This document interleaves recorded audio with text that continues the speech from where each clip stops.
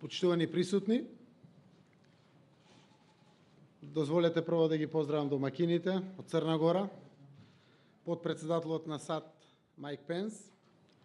Поздрав до сите вас кои што сте денеска овде присутни и секако посебен поздрав до медиумите кои што се денеска со нас. Јадранската повелба испраќа силна регионална порака до НАТО алијансата и до светот. Членството во НАТО е нашата заедничка иднина. Интеграциите во НАТО бараат од нас меѓусебна соработка, бараат политики на мостови, бараат зрели политички раководства кои имаат чувство за тоа што им е потребно на граѓаните на нашата држава. Бараат одговорност за регионална и глобална безбедност. Бараат свесност од наша страна како поединци кои имаат чест да ги предводат државите и како држави да придонесуваат кон светскиот мир. Со нашето присуство овде, на самитот на земјите членки на Јадранската повелба, ние велиме: да, подготвени сме да соработуваме во интерес на граѓаните на нашите држави и низ интеграцијски процеси да го донесеме регионот до неговиот дом, до големото семејство на НАТО. Членството на Црна Гора во НАТО е охрабрувачка порака на алијансата дека вратите се отворени за сите што ќе се издигнат над сопствените предизвици и ќе покажат дека можат да придонесуваат за колективните потреби и за сопствените граѓани. И честитам на Црна Гора, изразувам верба и подготвеност за акција за Република Македонија да биде 30-та членка на НАТО. Интеграциите на Република Македонија во НАТО и во Европската Унија се стратешки цели за нашата земја. Работиме темелно, посветено и енергично. На регионален пат се отворивме кон соседите за зацврстување и продлабочување на соработката, пријателството и довербата. Вчера подпишавме договор за добрососедски односи со Бугарија, но паралелно ја интензивиравме комуникацијата и со другите земји од регионот. Овие чекори се во насока на развој на Република Македонија, но и на развој на регионот. Очекувам дека ќе придонесат кон напредок на европските и евроатлантските интеграции на Македонија со членство во НАТО и со сериозни придвижувања на државата кон членство во Европската Унија. Охрабрени сме од оптимизмот, вербата и поддршката што ги чувствуваме од нашите граѓани, но и од оптимизмот, вербата и поддршката што доаѓаат од Соединетите Американски држави и од нашите пријатели, земјите членки на Европската Унија. Тоа за мене како премиер на Република Македонија и за нас како влада е силен мотив да ја оправдаме довербата и да ги оствариме очекувањата во интерес на граѓаните на Македонија, на регионот, како и во светски рамки. Бидејќи ова самит што се однесува на НАТО интеграциите, изразувам во оваа прилика благодарност за постојаната соработка со Соединетите Американски држави, кој што многу значи за демократските интеграцијски процеси на Македонија, а и воопшто на регионот. Тоа што со нас седи денеска и соработува потпредседателот на Соединетите Американски држави, покажува каков верен, стратешки партнер имаат Македонија и регионот во Соединетите Американски држави и во НАТО. Затоа најавувам дека ќе продолжиме како држава да бидеме партнер од доверба во мисиите на НАТО и активно да придонесуваме кон безбедноста. Република Македонија ќе го зголеми буџетот за одбрана и ќе го зголеми учеството во мисиите на НАТО. Исто така ќе ги интензивираме односите со земјите членки на Јадранската повелба. Свесни сме дека регионот, овој мал дел од светот на кој што припаѓаме, е стратешки важен за регионалната и глобалната безбедност и стабилност. Ова треба да не охрабри, не смее да не плаши. Да работиме напорно и со нашите потенцијали да покажеме дека силата е во волјата и во ангажираноста, а не во тоа колку сме големи или мали како држави. Затоа што на крајот секој има своја улога и свое значење под сонцето на демократскиот хоризонт. Јадранската повелба е можност да седиме заедно и да ги дискутираме заедничките интеграцијски, безбедносни и одбранбени предизвици, како идните перспективи за регионална и трансатлантска соработка, како и да бидеме активни партнери во овие процеси. Република Македонија е почестена што може да председава со самитот на земјите членки на Јадранската повелба и да биде ко-домакин со Црна Гора. Ја имаме шансата да покажеме дека ние сме генерација политичари со позитивен дух и со отворен ум за потребите од нов начин на управување и убеден сум дека ќе одговориме достоинствено на честа и одговорноста доверена од граѓаните во нашите држави, во регионот, а во интерес на потребите на светскиот мир и напредок. Благодарам.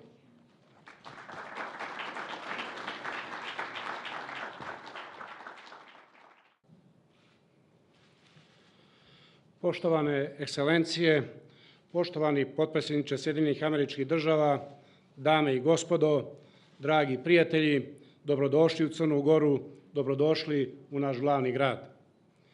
Izuzetna mi je čast što sam u prilici da vas pozdravim i ugostim u Podgorici. Počastvovani smo što su sa nama najviši zvaničnici regiona, zemalja članica Američko-Jadranske povelje. Ovo je veliki i važan dan za moju zemlju. Ponosni smo domaćini prestižnog događaja prvog susreta povelje na najvišem nivou u Crnoj Gori.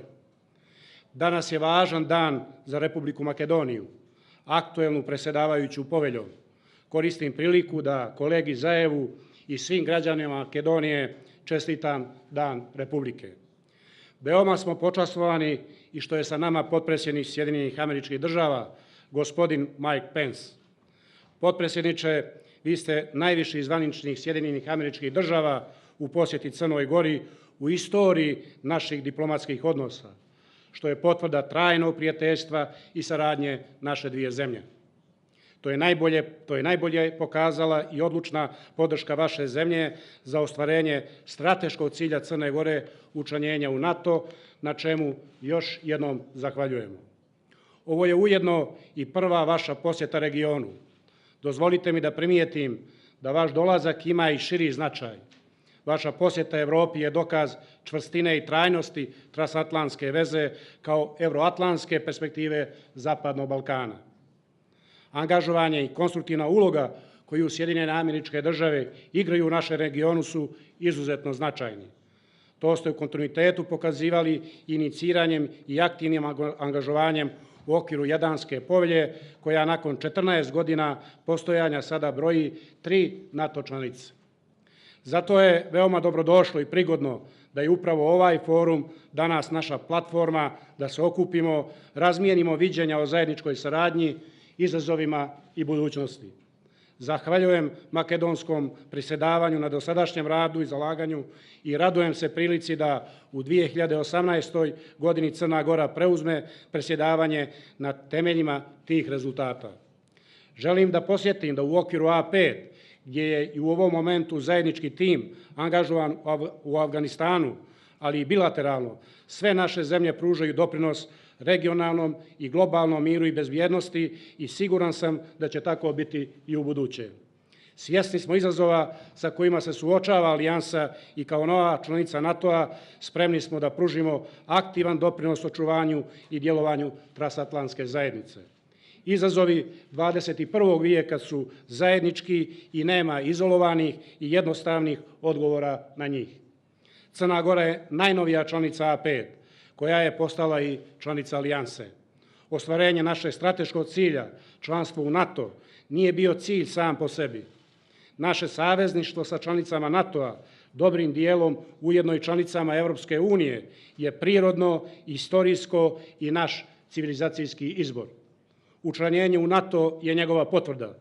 Učvršćuje našu državnost, vrijednosti, kulturu i tradiciju i zaloga je za budućnost generacijama koje dolaze. Mi smo odlučno koračali ka ovom cilju i postigli ga za 11 godina od obnove državnosti. Od toga nijesu uspjeli da nas odvrate ni direktni spoljni pokušaj da Crna Gora ne postane članica NATO-a. Takvi pokušaji su kratkoročni, a naše evroatlantsko opredeljenje je trajno. Ono nema alternativu. Crna Gora u NATO je dobra vijest i za region. Ona će, mogu da kažem, imati dugoročan pozitivni efekat i prenijeti duh ohrabrenja na naše susjede koji prolaze isti ili sličan put. Mi smo dokaz da se reforme isplate i da je perspektiva članstva živa. Crna Gora je spremna da sa prijateljima u regionu podijeli iskustvo i pomogne na sve moguće načine okončanje integracionih procesa, jer oni donose mir, stabilnost, demokratiju i prosperitet. Jednako tako i mi smo učili od naših susjeda koji su se nakon ulaska u NATO i Europsku uniju zalagali za nas i na tome im danas zahvaljujem. Nema slobodne i mirne Evrope bez stabilnog Balkana. To je interes svih, kako Evrope i Sjedinjenih Američkih Država, tako i nas sa ovih prostora. Bezbjednost, ekonomija, demokratija su neraskidivo isprepletani procesi. Upravo mi treba da budemo nosioci ovih procesa, a ne čekamo da drugi to urade za nas. Samo tako ćemo u potpunosti preuzeti odgovornost za sebe i buduće generacije. Mi u Crnoj Gori ne zaboravljamo da imamo posla kod kuće. Spremni smo i sa novim ohrabrenjem da nastavimo sa daljim ključnim reformskim procesima. Samo tako postajemo dio rešenja, a ne dio problema kao u prošlosti. S druge strane, poruka jasne perspektive članstva mora biti uvijek i u svakom momentu glasna i čvrsta. Pojačana zalaganja NATO-a i Europske unije u pogledu regiona u tom smislu su veoma dobrodošla. Evropske i evroatlantske integracije nemaju alternativu. Vaše ekscelencije, dragi gosti, želimo da danas gledamo u budućnost sa ovog mjesta, da i dalje još aktivnije zajedno radimo na rešavanju problema, suočavanju sa izazovima i unapređenju kvaliteta života svih naših građana. Zato smo danas svi ovdje i ubijeđen sam da ćemo na najbolji način iskoristiti današnji skup, a Crna Gora i ovaj forum su pravo mjesto za to. Prije samo nekoliko godina, dozvolite na samom kraju jednu ličnu impresiju, malo je ko mogao zamisliti da će Crna Gora biti prepoznata i uvažena u međunarodnoj zajednici na ovako impresivan način. Počastvovani smo, dragi prijatelji, vašim dolaskom u Podgoricu. Zahvalni smo, potpredsjedniče Pens, što ste sa vašom posjetom Crnoj Gori snažno podržali naše strateško partnerstvo sa Sjedinjenim Državama. Učeći od vas, kroz sve ove godine, mi smo uvijek imali na umu riječi velikog državnika Thomasa Woodrowa Wilsona, da sunce i svjetlo uvijek dolazi onima koji se iskreno nadaju da će se njihovi snovi ostvariti. Hvala vam na pažnji.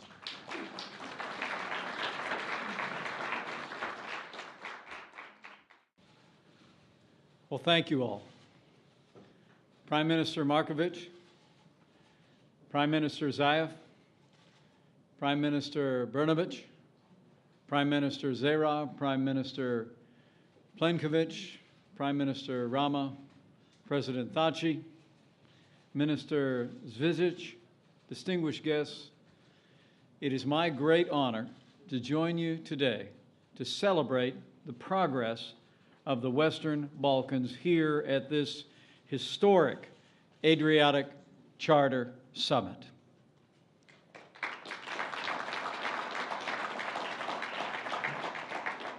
The President of the United States, President Donald Trump, personally sent me here as a sign of our country's enduring commitment to the Western Balkans. It's a special honor for me to be here today as the very first Vice President of the United States to ever visit Montenegro. It's remarkable to think that Montenegro reclaimed its independence just 11 years ago. But while Montenegro may be a young country, this is a land with an ancient history, and we are grateful for your leadership and hospitality today, Mr. Prime Minister. Montenegro's culture and traditions have long enriched the continent of Europe as a whole, and the same can be said of all of the countries represented here today. The Western Balkans show the diversity of Western civilization, a beautiful mosaic of free countries and peoples, each with their own unique histories, cultures, languages, and traditions, and all of which deserve to be cherished, celebrated, and protected.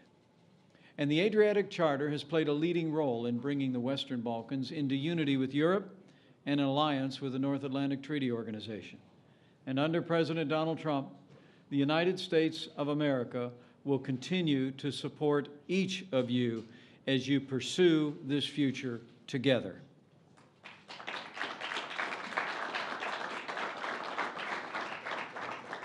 The Adriatic Charter itself is a testament to the United States' commitment to the Western Balkans and to Europe as a whole. Established in 2003, the Adriatic Charter serves our shared vision, and the United States of America remains committed to this day to a Europe whole, free, and at peace. The Charter began small with the United States, Albania, Croatia, Macedonia as founding members. But today, it's grown to encompass the entire Western Balkans. The Charter now counts Montenegro and Bosnia and Herzegovina as members and Serbia, Kosovo as observers, and we look forward to overcoming the obstacles for Kosovo to become a full member in the near future.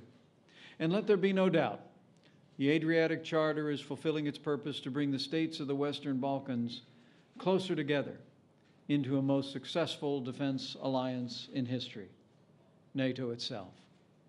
8 years ago, Albania and Croatia acceded to NATO, joining Slovenia, which is represented here today. And less than 2 months ago, NATO proudly welcomed the newest member of our historic alliance, Montenegro. I actually had the privilege to personally congratulate Prime Minister Markovic at the White House on that very historic day.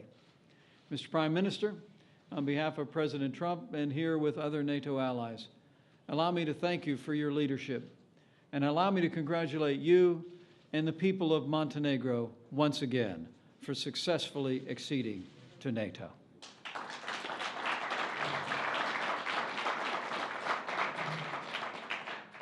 My friends, Montenegro's accession proves that NATO's open door remains open, and so will it always be for those European countries that share our values, contribute to the common defense, and strive to achieve security, prosperity, and freedom for their people. And to all the leaders gathered here, let me assure you, under President Donald Trump, the United States will continue to stand with you as you pursue your European future together.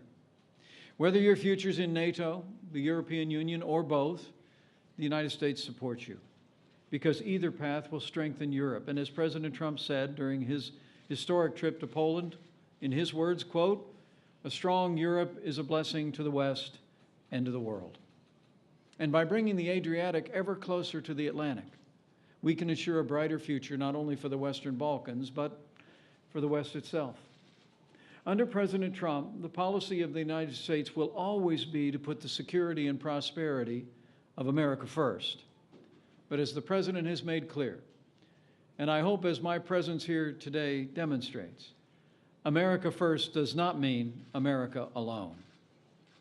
The bond between the United States and Europe has been, is now, and always will be essential, for we are stronger together than we will ever be apart.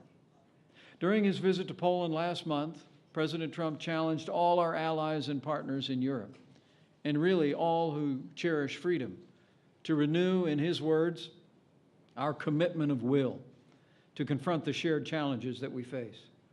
And that commitment begins with you and the actions that you, the leaders of this region, take in the days and years ahead. This is a time of great opportunity for each of your countries. Virtually every state in the Western Balkans has recently held free and fair national elections with the participation of all political parties and with a result that reflected the will of your people.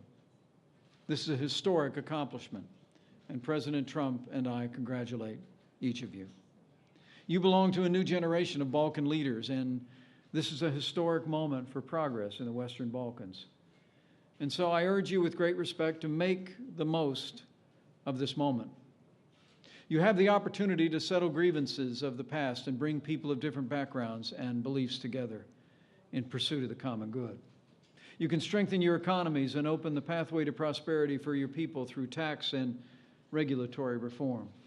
You can tackle corruption and build accountable and transparent governments which will deliver on the highest aspirations of your people and build confidence among those who would invest in the prosperity of your future.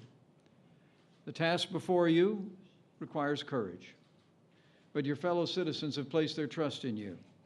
They believe in your ability to help them realize their dreams for a more prosperous and peaceful future, and so do we. You know, as they say in Montenegro, in good times it's easy to be good, but in adversity, heroes are recognized.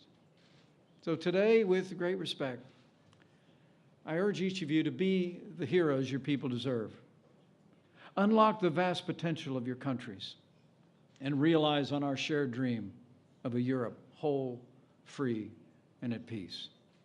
Under President Trump, be assured, the United States will continue to support the Western Balkans as you take these important steps toward good government, democratic reform, and the rule of law. We'll continue to support the Dayton Accords and the principles they represent, and we're committed to dialogue between Serbia and Kosovo to fully normalize relations between them. And throughout the Western Balkans, the United States will partner with your citizens to foster a vibrant civil society, a free and independent press, and an economy that opens opportunity for all who seek it. And we must never forget that security is the foundation of our prosperity. In the United States, I can assure you, will continue to partner with each of you as you promote security in the Western Balkans and beyond.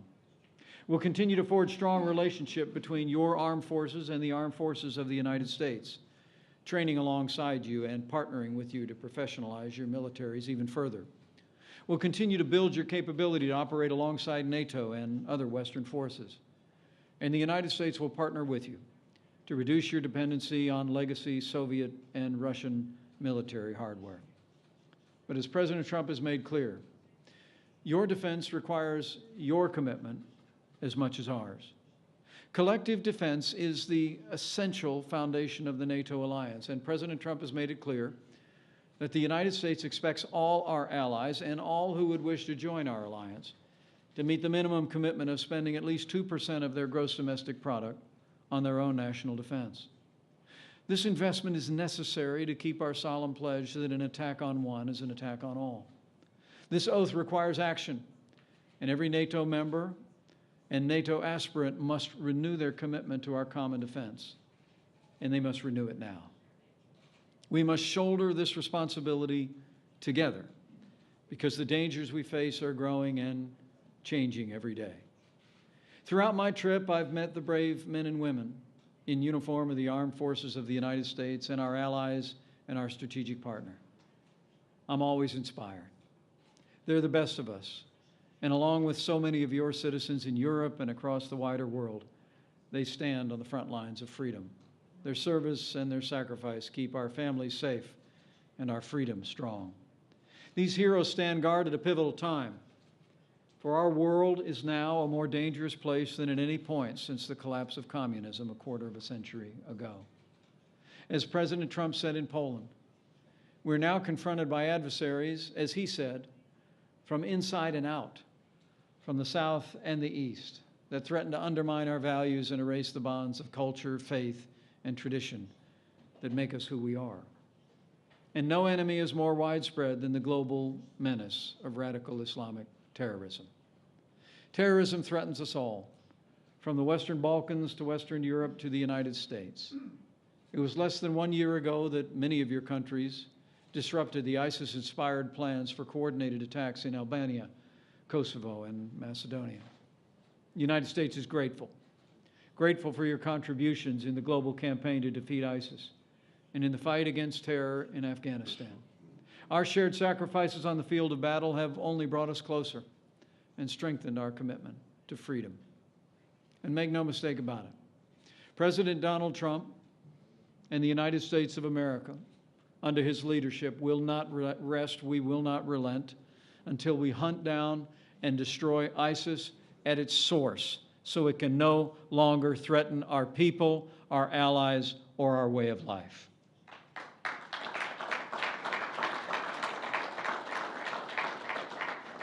As our militaries and coalition forces drive ISIS from Iraq and soon from its very existence, your countries will continue to face the danger of foreign fighters returning home from the Middle East with the singular goal of sowing chaos and taking innocent lives. We must be vigilant to this threat, a cancer in our countries, and we must be prepared to cut it out before it can fester and grow. Beyond terrorism, President Trump has called attention to, in his words, powers that seek to test our will, undermine our confidence, and challenge our interests. In recent days, we've seen the completion of Venezuela's collapse into dictatorship.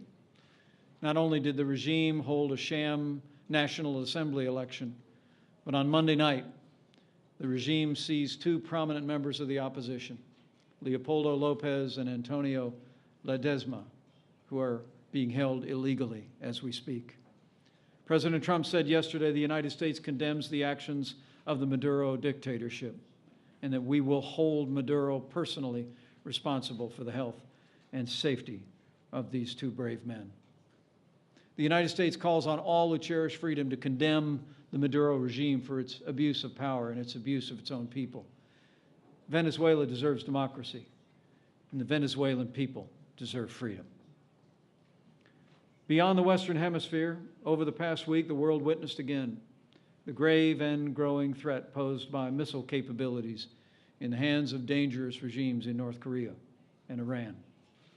Both regimes conducted provocative launches over a 24-hour span. Their actions have brought them closer to threatening our partners in their regions, our transatlantic alliance, and the American homeland itself. In these times of widening threats and provocations, more than ever before, we must stand together in defense of all that we hold dear. We all have a vital role to play, for all the countries gathered here today loom large in the tapestry of freedom. Here in Europe, we must be resolute and uncompromising in the face of aggression from an unpredictable country that casts a shadow from the east as well. As you well know, Russia continues to seek to redraw international borders by force. And here in the Western Balkans, Russia has worked to destabilize the region, undermine your democracies, and divide you from each other and from the rest of Europe. Russia's intentions were laid bare over the past year when Moscow-backed agents sought to disrupt Montenegro's elections, attack your parliament, and even attempt to assassinate your prime minister to dissuade the Montenegrin people from entering our NATO alliance. President Trump has called clearly on Russia to cease its destabilizing activities. And I can assure you, the United States of America rejects any attempt to use force, threats, or intimidation in this region or beyond. The Western Balkans have the right to decide your own future, and that is your right alone.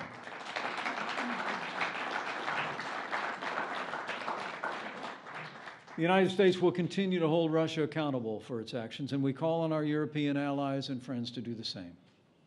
In a further sign of our commitment, very soon President Trump will sign legislation to strengthen and codify the United States' current sanctions against Russia. Let me be clear. The United States prefers a constructive relationship with Russia based on mutual cooperation and common interests. But the President and our Congress are unified in our message to Russia. A better relationship and the lifting of sanctions will require Russia to reverse the actions and conduct that caused sanctions to be imposed in the first place. Finally, in these challenging times, President Trump has reminded us all that our fight, in his words, begins with our minds, our wills, and our very souls. So let us steel our minds, strengthen our wills, and refresh our souls. For if we do, as the President has said, the West will never, ever be broken. Our values will prevail. Our people will thrive. And our civilization will triumph. My friends in the Western Balkans, we gather at this historic Adriatic Charter Summit with the weight of history on our shoulders. For 15 years, the United States has helped guide your countries as you walk the path toward peace at home, unity in Europe, and allied for our common defense. You need only seize the day. Take this opportunity through your actions to draw even closer to each other and to the West. Complete the unfinished business of the Western Balkans and finish the journey that we started together so many years ago. And as I say these words of admonition, I have faith. I have faith you will succeed. We'll succeed together. Because I have faith in strong and good people of this region. I have faith in their aspiration and determination to embrace freedom for this generation and the next. And I have faith in the beautiful tapestry of belief that I have seen as I've traveled across Europe in recent days. I've seen many creeds, many rich and ancient traditions, but in them all, I've witnessed the power of faith to stir the soul and rekindle and renew the spirit. For as the good book says, where the Spirit of the Lord is, there's freedom. Ours is a shared future of security and prosperity. Ours is a shared future of liberty and freedom. United in this great community of nations, I know we'll face that future together. And with your help and with God's help, we will achieve the vision of a Europe whole, free, and at peace. And so I say with confidence, with the courage of your people, with the commitment of this brave new generation of Western Balkan leaders, with the strength of President Donald Trump and the United States of America, and with firm reliance on Almighty God, the future for the Western Balkans, the West itself, and the future of freedom is bright, brighter than ever before. And we will meet that future as allies and friends together. Thank you. God bless you. God bless all your nations, and may God bless the United States of America.